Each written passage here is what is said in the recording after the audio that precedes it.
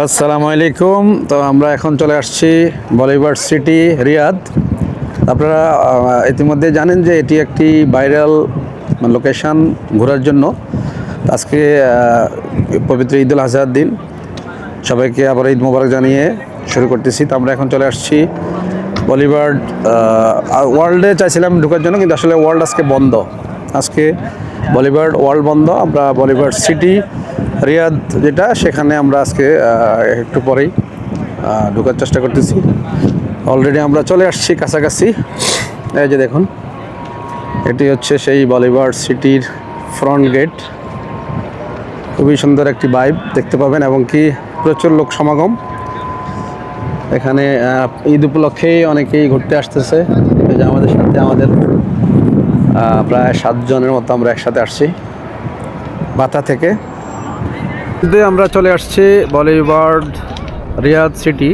তো এটি হচ্ছে খুবই মশহুর একটি জায়গা, খুবই সুন্দর, এবং আজকে ঈদ উপলক্ষে অনেক লোকের সমাগম হবে এখানে। এটা হচ্ছে বলিউড স্টুডিওর এন্ট্রি পয়েন্ট। আর এন্ট্রি পয়েন্টটাতে আপনি যখনই আসবেন তখনই আপনার মনে হবে আপনি নিউ ইয়র্কের টাইম স্কোয়ারে আছেন। বলিউড স্টুডিও ফেমাস হওয়ার কারণই হচ্ছে এই এন্ট্রি পয়েন্টটা।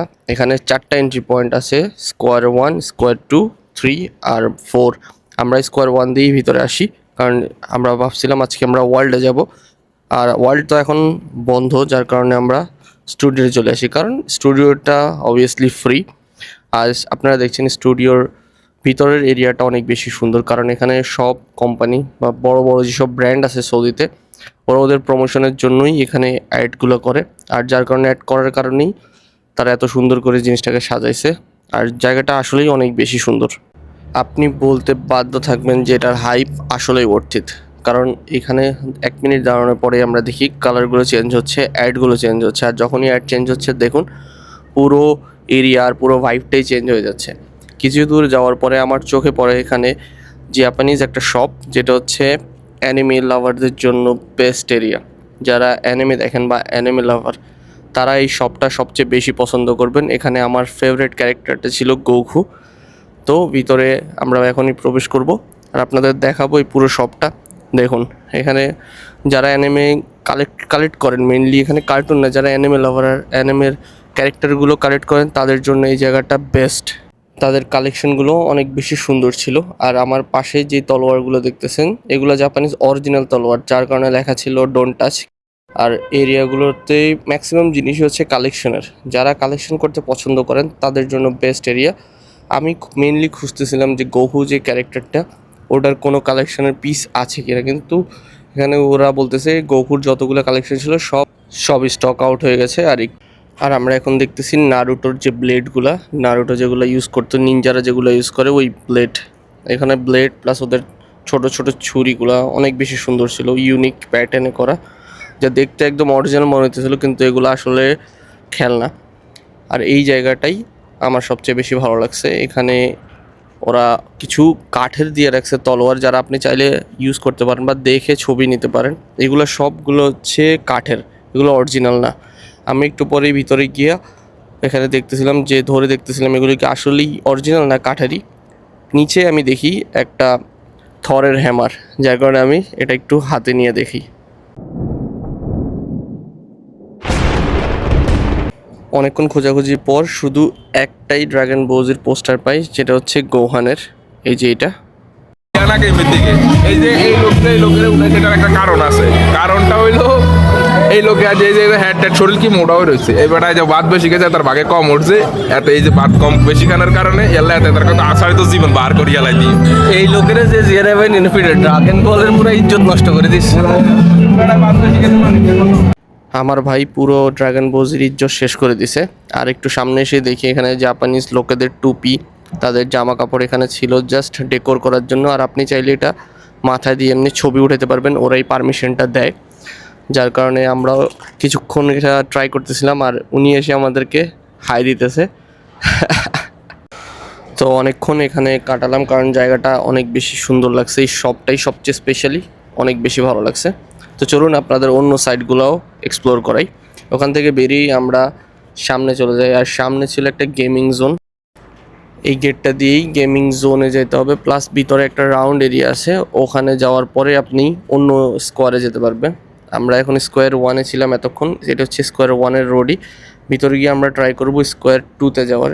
এটা হচ্ছে ভিতরের এরিয়াটা, ভিতরের এরিয়াটাই অনেক বেশি সুন্দর। এখানে সবগুলো হচ্ছে রেস্টুরেন্ট, ভিতরে একদম মাঝখানে, এটা মিডল সেন্টারে, এখানে সব রেস্টুরেন্ট। আপনি চাইলে এখানে সেকেন্ড ফ্লোরেও আপনি বসতে পারবেন রেস্টুরেন্টে, কিন্তু আমাদের এখন রেস্টুরেন্টে বসার টাইম নেই। আমরা মেইনলি খুঁজতেছি গেমিং জোনগুলো কোন সাইডে, তার জন্য আমরা চলে আসি।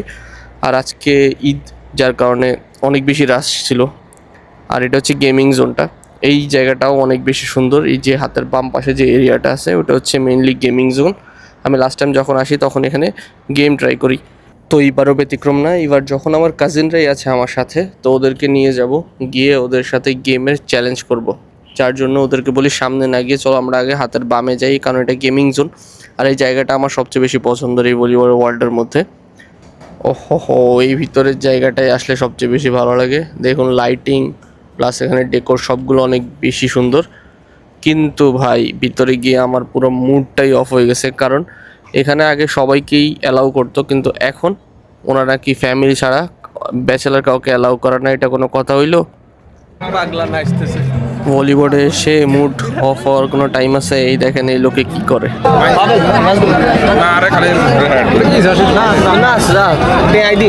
রিয়া লাগতো না, আই রিয়া দিল কাজে না আগলে বাচ্চা আশা আশি করে কি চাইবো তোর ইয়ে তুই যাবি না? কে চাইবো গাড়ি মানুষ কিন্তু কাজ যে চাইতে আমি যাবো সেটা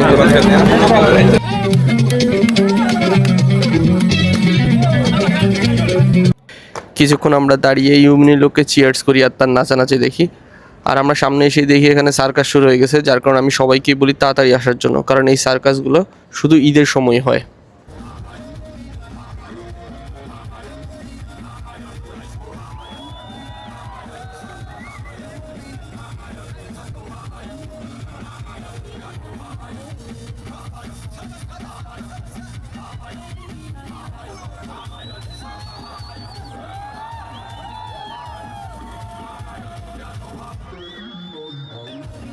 এখানে যারা সার্কাস করতেছিল ওরা নাইজেরিয়ান ছিল, ওদের সার্কাস অনেক বেশি সুন্দর ছিল। আমাদের সবাইকে রেখে আমি ভিতরে চলে যাই ভিডিও করার জন্য, তাই সবাই আমার জন্য ওয়েট করতেছিল। আর সবাই আমাকে জিজ্ঞেস করতেছিল নেক্সট কোন সাইডে যাব আমরা। এখন আছি আমার সবচেয়ে ফেভারিট একটা স্পট, যেটা হচ্ছে কার রেসিং। এখানে আমার অনেকজন কাজিন আছে, যার কারণে আমার মনে হয় না আজকে কার রেসিংটা করা হবে। তাও আমি ওদেরকে নিয়ে যাইতেছি এই জায়গাটায়, কারণ এই ভিতরে কার রেসিংটাই সবচেয়ে বেশি সুন্দর। এটা রিয়েল একটা ছোটো গাড়ি দিয়ে দেবে আপনার, আপনি রেস করতে পারেন আপনার বন্ধু বান্ধবের সাথে। এটা আমাদের বাংলাদেশে অলরেডি এখন আছে, অনেক জায়গায় আছে। তো এটার সামনেই একটা ছোট গেমিং পড দেওয়া আছে, এটা হচ্ছে ছোটো বাচ্চাদের জন্য। এটা এক রিয়েলে আপনি একবার মাত্র গেম খেলতে পারবেন, আর একবার শেষ হয়ে গেলেই গেম ওভার। তো আমরা ভাবলাম আগে ভিতরে যাই, এই কার রেসিংয়ের এটা দেখে আসি যে কত টাকা, যদি কমের মধ্যে হয় তাহলে একবার তো ট্রাই করাই যায় না। অন্য সবাইকে বাইরে রেখে আমি আর মুন্না ভিতরে আসি দামটা দেখার জন্য, কারণ যদি দাম কম হয় একবার আমরা লাইফে তো একবার ট্রাই করাই যায়। ভিতরে এসে ভাই দামের অবস্থা দেখে তো আমার চোখ কপালে উঠে গেছে। একবার মাত্র আপনি গাড়ি চালাবেন, তাও 149 রিয়াল।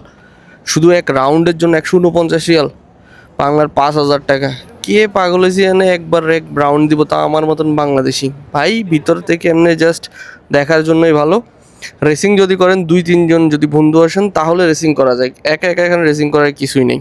যার কারণে আমরা বেরোই আসি, আর বেরোয় এই দেখেন অরিজিনাল রেসিং। ভাই এইসব জায়গা বাচ্চাদের জন্যই ভালো। আমি এখানে দাঁড়িয়ে না তুই তিন গায়ে হ্যাঁ 3 গে কেন সাইড গেলে ঠিক আছে না ঠিক আছে 3 গে দৌড়িয়ে আমরা এখানে আসি পাঞ্চিংয়ের চ্যালেঞ্জ করার জন্য, কিন্তু এই লোক এক ঘুষিতেই মেশিন নষ্ট করে ফেলে।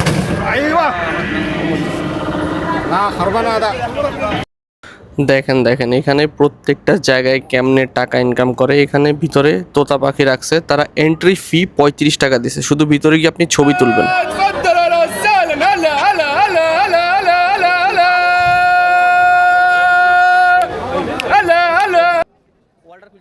তো এই ছিল আজকে আমাদের ছোট্ট একটা ব্লগ।